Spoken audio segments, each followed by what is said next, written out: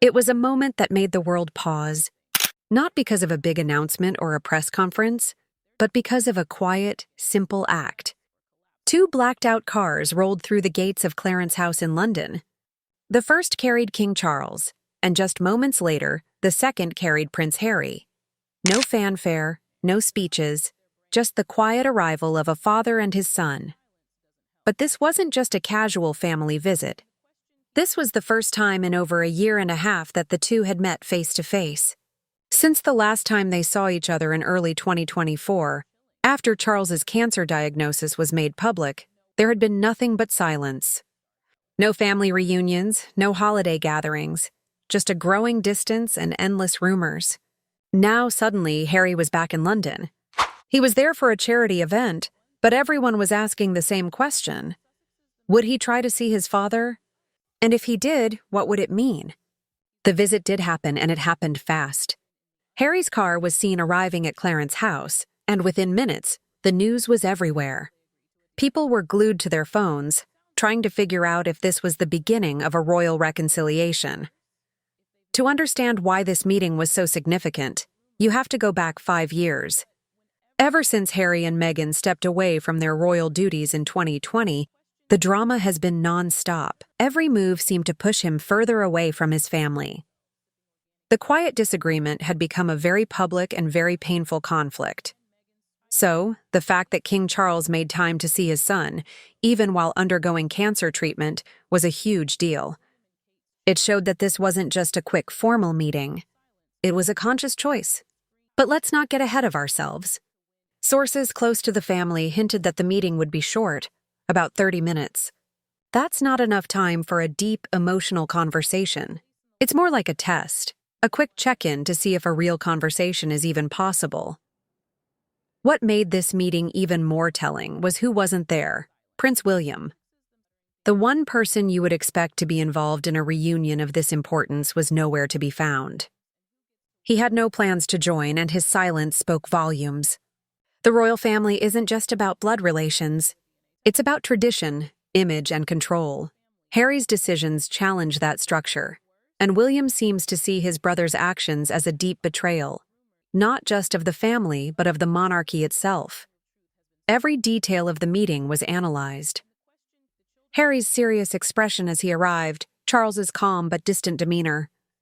Every look became a headline. This wasn't just a family get-together.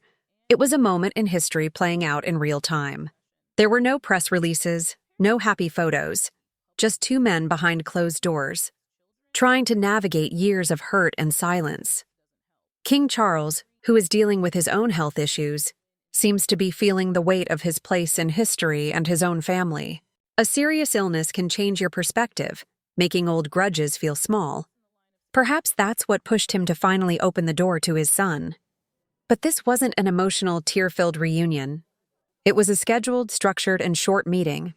Every second was deliberate. Harry's visit also felt different this time. He arrived alone without his wife, Meghan, or a large group of staff. He kept a low profile. For someone who left royal life to escape the constant scrutiny, stepping back into that world must have been incredibly difficult. But he did it. The biggest elephant in the room was William.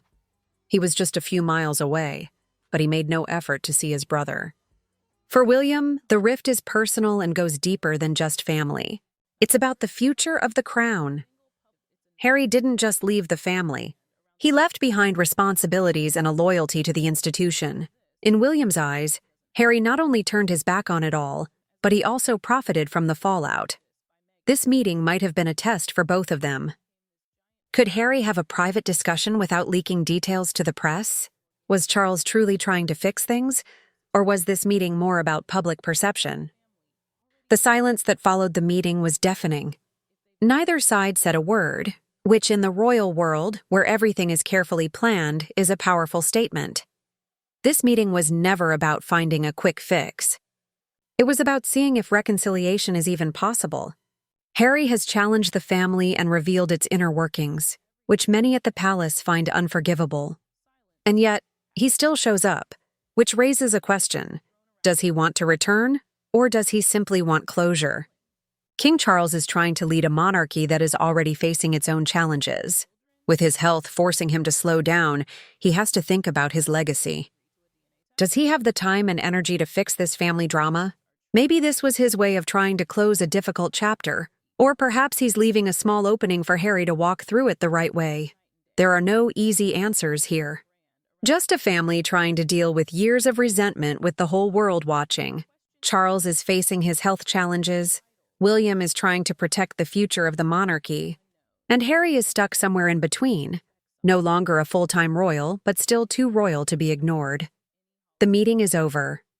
There were no pictures, no hugs, just a Range Rover driving away, and a nation left to wonder what, if anything, was said. Maybe it was a small step forward, or maybe it was the final chapter in their story, but at least they sat down. In a family where conversations have become battles, that act alone is significant.